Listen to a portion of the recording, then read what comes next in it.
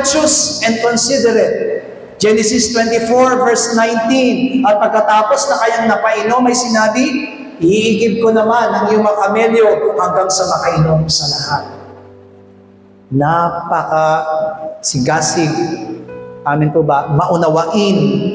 Amen. Sabi nga po sa 1 Peter chapter 3 verse 8, katapos-tapusan, kayong lahat ay mga kaisang akala, madamayin, nag-iibigang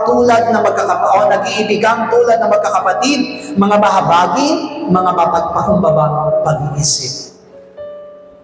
Yan ang hinahanap ni Kristo sa kanyang iglesia.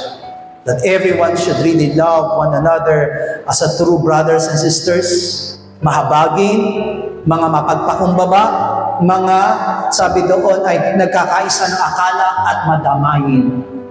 Kung ano man yung nararanasan natin, ano man ang nararanasan ng kapatiran natin, sabi nga, makigalak kayo sa nagagalak, makihapis kayo sa nangahapis.